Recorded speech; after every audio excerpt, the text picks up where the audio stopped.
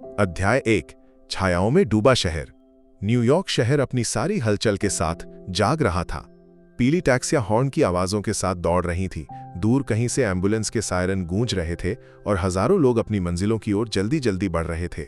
लेकिन इस कोलाहल के बीच डैनियल विलियम्स पूरी तरह से अकेला था, अपनी ही दुनिया में खोया हुआ।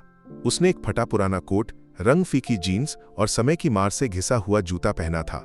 चेहरे पर कई दिनों की बढ़ी हुई दाढ़ी और उलझे हुए बाल थे। देखने में वो एक बेघर व्यक्ति जैसा लगता था।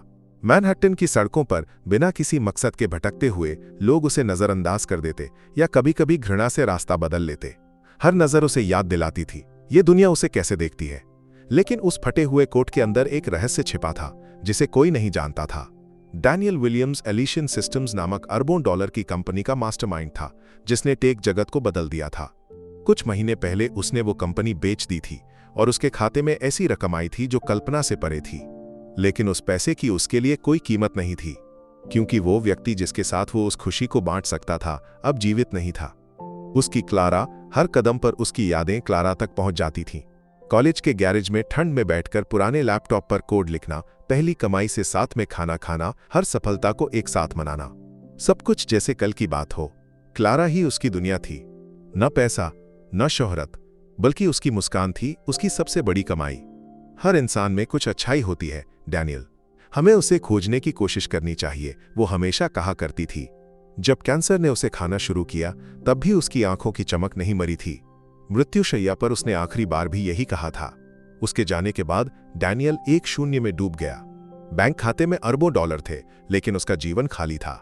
क्या क्लारा ने जिस अच्छाई पर भरोसा किया वो वाकई इस दुनिया में मौजूद है, या पैसे और शोहरत की चकाचौंध के पीछे इंसानियत मर चुकी है? इन सवालों के जवाब तलाशने के लिए वो सड़कों पर उतरा, एक भिखारी के वेश में लोगों का असली चेहरा देखने के लिए।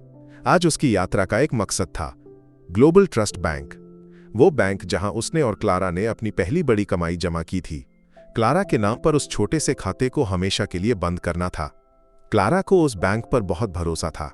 आज उसे उस भरोसे की कीमत जाननी थी। अध्याय 2। Global trust bank. जब डैनियल ने ग्लोबल ट्रस्ट बैंक के विशाल कांच के दरवाजे धक्का देकर खोले तो एक पल के लिए वहां की ठंडक ने उसे घेर लिया। चमचमाता मार्बल का फर्श, आसमान को छूते खंभे, महंगे सूट में कर्मचारी और लाखों की घड़ियां व बैग लिए ग्राहक, यह एक अलग ही दुनिया थी। उसका फटा पुराना लिबास उस आलिशान माहौल में एक काले धब्बे की तरह था। सिक्योरिटी गार्ड की शकभरी नजर उस पर टिक गई। लोग उसे देखकर मुंह सिकोड़ रहे थे। वो सीधे प्राइवेट बैंकिंग सेक्शन की ओर बढ़ा। वहां मैनेजर के केबिन के सामने एक छोटी सी कतार थी।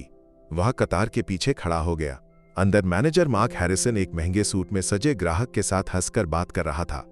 मार्क के चेहरे पर तनाव की छाया थी, ऊपर से बड़े निवेश लाने का दबाव था। हर ग्राहक उसके लिए बस एक टारगेट था। जब उसकी नजर दरवाजे की ओर गई तो उसने कतार में खड़े डैनियल को देखा। मार्क का चेहरा तिरस्कार से भर गया। ये यहां कैसे पहुंच गया? उसके भाव में यही था। उसने सिक्योरिटी गार्ड को कड़क नजरों से देखा। कुछ देर बाद डैनियल की बारी आई। वो मार्क के कमरे में घुसा। क्या चाहिए? मार्क की आवाज में अहंकार था। उसने डैनियल को सिर से पांव तक देखा। मुझे एक खाता बंद करना है, डैनियल ने शांति से कहा। मार्क ने हंसते हुए तंज कसा। खाता? कौन सा खाता? तुम जैसे लोगों का यहां खाता होगा ऐसा नहीं लगता। समय बर्बाद मत करो, बाहर निकलो। वहां मौजूद एक जूनियर एग्जीक्यूटिव सारा कोहेन ये बातचीत सुन रही थी। उसे डैनियल के लिए सहानुभूति हुई। वो मदद के लिए आगे आई, लेकिन मार्क ने उसे आंखों से रोक दिया। मिस्टर, ये मेरी पत्नी के नाम का खाता है, क्लारा विलियम्स, डैनियल ने अपनी आवाज धीमी रखते हुए कहा। चाहे किसी के नाम का हो, मुझे कोई फर्क नहीं पड़ता। तुम्हारी शक्ल देखकर ही सब समझ आता है। बाहर निकलो वरना सिक्योरिटी बुलानी पड़ेगी, मार्क चिल्लाया। उस पल डैनियल के अंदर कुछ मर गया।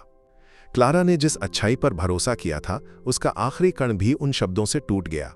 वो बिना कुछ बोले मुड़ा और बाहर चला गया। बाहर निकलते वक्त उसने सारा की सहानुभूति भरी नजर देखी। अगर उस बैंक में इंसानियत की कोई चिंगारी बाकी थी तो वो सिर्फ उस लड़की में थी। अध्याय 3। एक फोन कॉल। बैंक की ठंडक से निकलकर शहर की गर्मी में कदम रखते ही डैनियल का दिमाग धधक रहा था। अपमान की आग उसकी रगों में दौड़ रही थी। वो पास के एक साधारण कॉफी शॉप में घुसा। एक ब्लैक कॉफी ऑर्डर करके वो एक कोने की कुर्सी पर बैठ गया। उसने अपने पुराने कोट की गुप्त जेब से नवीनतम मॉडल का स्मार्टफोन निकाला। एक पल के लिए उसने आंखें बंद की। क्लारा का हंसता हुआ चेहरा उसके दिमाग में उभरा। माफ करना क्लारा, तुम्हारी दुनिया उतनी अच्छी नहीं है। उसने पहला नंबर डायल किया। ये जेसिका के लिए था, वॉल स्ट्रीट की सबसे चतुर वेल्थ मैनेजर। डैनियल के अरबों डॉलर का प्रबंधन वही करती थी। जेसिका, डैनियल बोल रहा हूं। हाय डैन, क्या हाल है? जेसिका, मुझे एक काम करना है। ग्लोबल ट्रस्ट बैंक में मेरे और मेरी सभी कंपनियों के फंड, हर सेंट, उसे तुरंत निकालने की प्रक्रिया शुरू करो। दूसरी ओर एक पल की खामोशी। डैन, तुम ठीक हो? वहां अरबों डॉलर है, इतनी जल्दी निकालने से? मुझे पता है। डैनियल की आवाज सख्त थी। जो मैंने कहा वो करो, जितनी जल्दी हो सके। ठीक है डैन, कर दूंगी। उसने कॉल काटा और अगला नंबर डायल किया। वॉल स्ट्रीट जर्नल की investigative journalist Rachel Evans. Rachel, Daniel Williams बोल रहा हूं। मिस्टर विलियम्स, क्या सरप्राइज, मैं कैसे मदद करूं? मुझे एक कहानी देनी है, ग्लोबल ट्रस्ट बैंक की कस्टमर सर्विस के बारे में, एक आम इंसान को वहां मिलने वाली इज्जत के बारे में। उसने अपना अनुभव बिना नाम बताए, जैसे ये उसके किसी दोस्त के साथ हुआ हो, वैसे बयान किया। रेचल एक बेहतरीन पत्रकार थी, उसे उन शब्दों की तीक्ष्णता समझ आई। ये कोई इक्का दुक्का वाकया नहीं लगता मिस्टर विलियम्स, मैं जांच करूंगी। फोन रखने के बाद डैनियल कुर्सी पर टिक गया। उसके अंदर का टेक जगत का शार्क जाग चुका था, खेल अभी शुरू हुआ था। अध्याय 4, तूफान की शुरुआत। डैनियल के फोन कॉल के मिनटों बाद ग्लोबल ट्रस्ट बैंक की 13वीं मंजिल पर ट्रेडिंग फ्लोर में खतरे की घंटियां बजने लगीं। कंप्यूटर स्क्रीन पर लाल अंक चमक रहे थे। उनके सिस्टम से अरबों डॉलर बाहर निकल रहे थे। ये क्या हो रहा है? यहां क्या चल रहा है? चीफ ऑपरेटिंग ऑफिसर चिल्लाया। सर, विलियम्स कॉर्पोरेशन अपने सारे फंड निकाल रहा है, एक विश्लेषक ने चीख कर कहा। यह खबर भूकंप की तरह बैंक के शीर्ष तक फैल गई। सीईओ के ऑफिस में आपातकालीन बैठक बुलाई गई। उसी समय रेचल इवांस ने अपनी जांच शुरू कर दी थी। उसे यकीन था कि डैनियल विलियम्स जैसा व्यक्ति सिर्फ व्यक्तिगत अपमान के लिए इतना बड़ा कदम नहीं उठाएगा।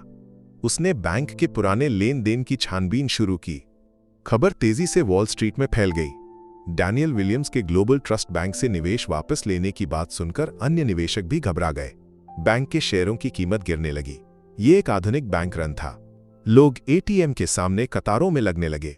बैंक के अंदर मार्क हैरिसन अपने केबिन में बैठा पसीना पसीना हो रहा था। उसे कुछ समझ नहीं आ रहा था कि क्या हो रहा है। तभी सीईओ के ऑफिस से उसे फोन आया। हैरिसन, क्या आज सुबह आपके पास कोई असामान्य व्यक्ति आया था? मार्क ने एक पल सोचा। वो भिखारी? हाँ सर, एक पागल जैसा व्यक्ति। मूर्ख। वो डैनियल विलियम्स था।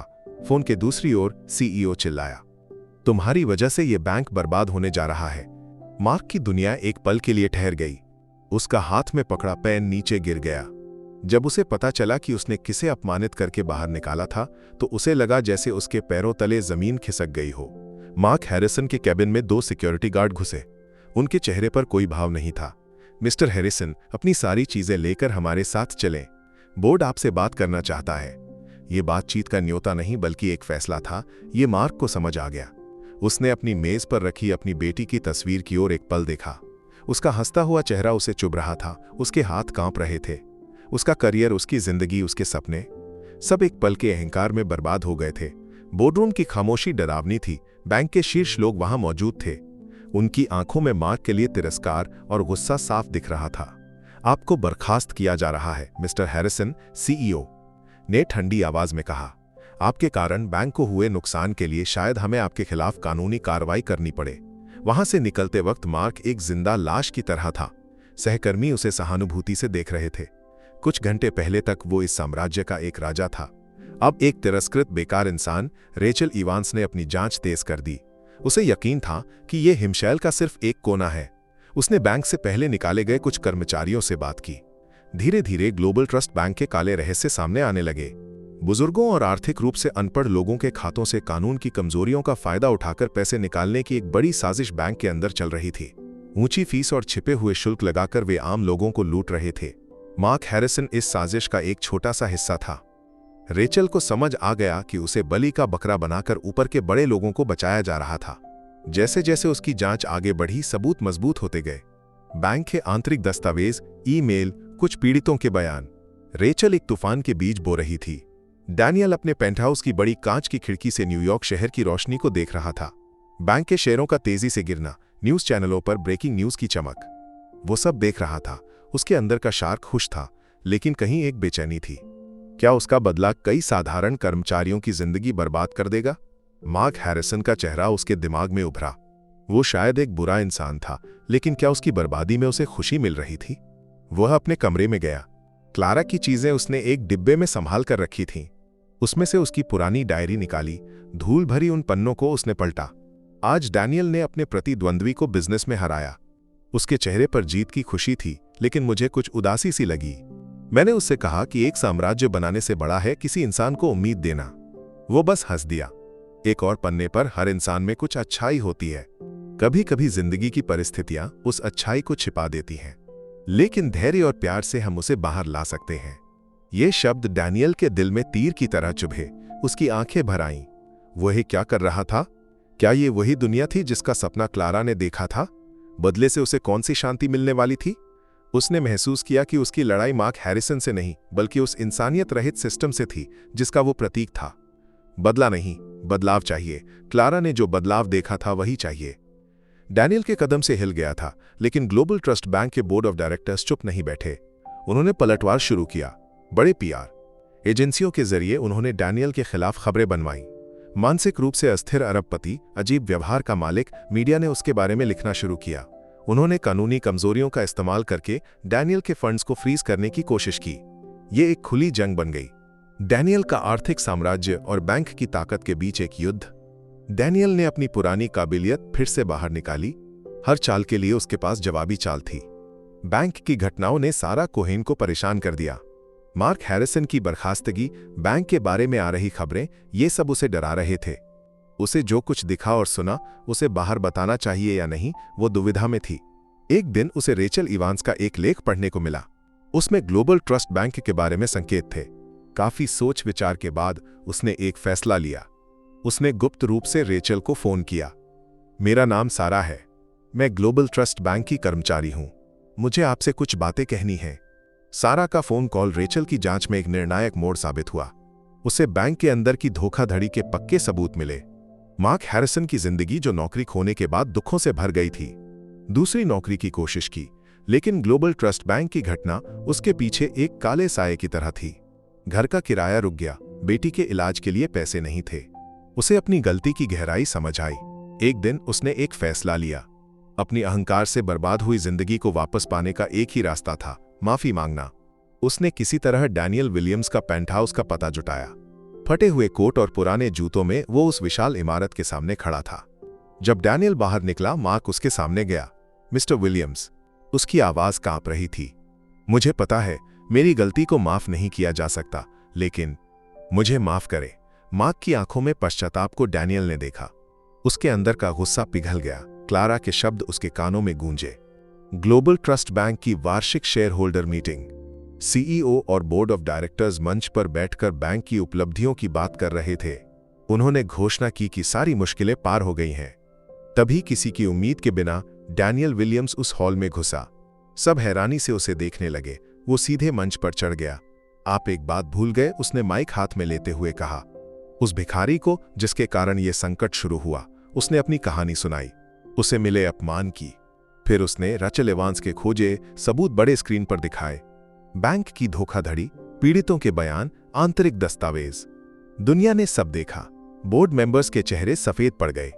हॉल में पुलिस वाले दिखाई दिए। खेल खत्म हो चुका था। महीनों बाद ग्लोबल ट्रस्ट बैंक का नाम इतिहास बन गया।